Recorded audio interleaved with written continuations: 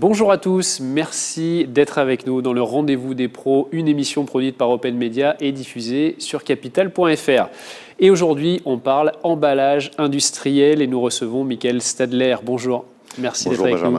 Vous êtes fondateur et gérant d'ATS Tanner France. C'est une société qui a comme défi de réduire l'impact de l'emballage sur l'environnement. En 2010, vous avez fondé ATS Tanner France. C'est une filiale d'un groupe créé il y a 40 ans et spécialisé dans le banderolage. Alors tout le monde ne sait pas forcément ce que ça signifie. C'est quoi le banderolage, Michael ? Alors le banderolage, pour faire simple, c'est au fait un moyen de regrouper des produits. Que ça soit pour des fins marketing, pour faire des lots promotionnels, que ça soit pour des raisons logistiques. Et au fait, ça ressemble beaucoup à du cerclage que vous connaissez tous autour de vos barquettes d'huîtres, mais avec des bandes papier, donc du coup recyclables. Ce que vous cherchez à éliminer, vous, c'est pas le plastique, mais c'est surtout le suremballage. C'est ça. On n'est absolument pas contre le plastique, parce que le plastique a toutes ses raisons d'être pour plein de raisons. Nous-mêmes, on a aussi des banderoleuses qui font avec du plastique, parce que c'est des produits lourds qui ont besoin de résistance. Les banderoleuses, c'est en fait pour entourer avec donc les banderoles dont vous nous parliez à l'instant, là, c'est ça. En fait, on fabrique les machines et les banderoles pour entourer des produits, pour les regrouper. Donc il y a des produits qui sont humides, donc on ne peut pas prendre des bandes en papier, des produits qui sont secs, et on n'est pas contre le plastique, mais on veut supprimer le suremballage. En quoi ça permet de réduire l'impact sur l'environnement ?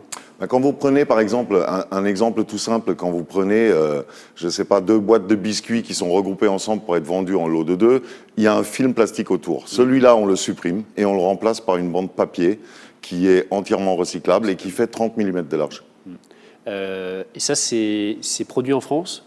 Alors, les machines sont produites en Suisse, donc où est notre siège. Elles sont développées et produites en Suisse. Les bandes viennent d'Europe, mais sont recoupées et retravaillées en Suisse. Et nous, on fait la distribution en France de ce matériel. Quels sont les secteurs concernés ? Alors là, la liste est longue. On est à peu près dans toutes les industries possibles et imaginables. Donc ça va du retail à la blanchisserie, aux fruits et légumes. Enfin, il y a vraiment de tout. C'est ça, il y a à la fois des très grosses structures et aussi des plus petites. C'est ça. On a des tout petits clients qui vont regrouper quelques produits par année et des très grosses structures qui vont faire des millions. Les blanchisseries, c'est vraiment c'est un des clients très importants pour vous ? Alors ça le devient de plus en plus parce que quand vous regardez une blanchisserie industrielle, il y a toujours beaucoup de plastique pour entourer les piles de linge, pour les livrer chez les clients. Et ça, on les remplace par une simple bande en papier et ça devient vraiment de plus en plus à la mode. Le marché aujourd'hui, ça représente quoi ?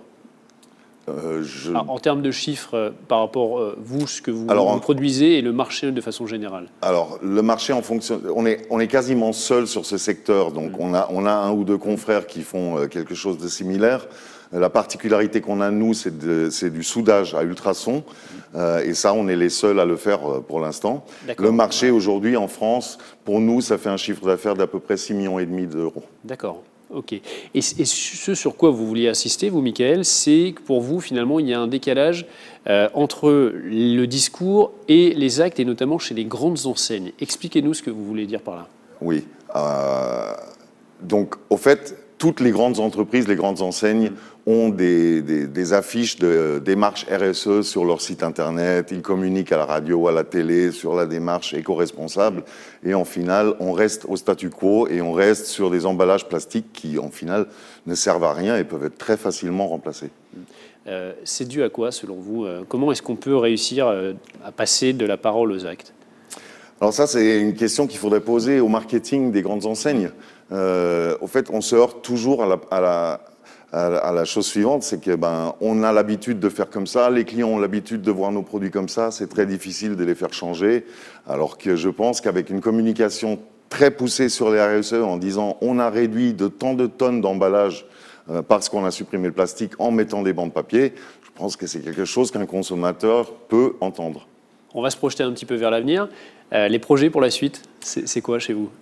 Clairement, développer cette démarche RSE, c'est vraiment notre corps de métier depuis 40 ans. On essaye de limiter les emballages et on veut développer ça dans plein de secteurs. C'est-à-dire qu'on n'est qu'au début et on peut faire encore beaucoup plus. Alors, on est largement qu'au début, oui. Oui, tout à fait. Et comment vous pouvez réussir à mettre ça en place ? Mais par des moyens comme justement cette émission pour rendre attentif le grand public qui va peut-être commencer à faire un peu pression aussi sur les grandes marques pour changer d'attitude. Ouais. Merci beaucoup, Michael, d'avoir été avec nous sur ce plateau. Merci, Benjamin. C'est la fin de cette émission. On se retrouve, nous, bientôt pour un nouveau rendez-vous sur Capital.fr.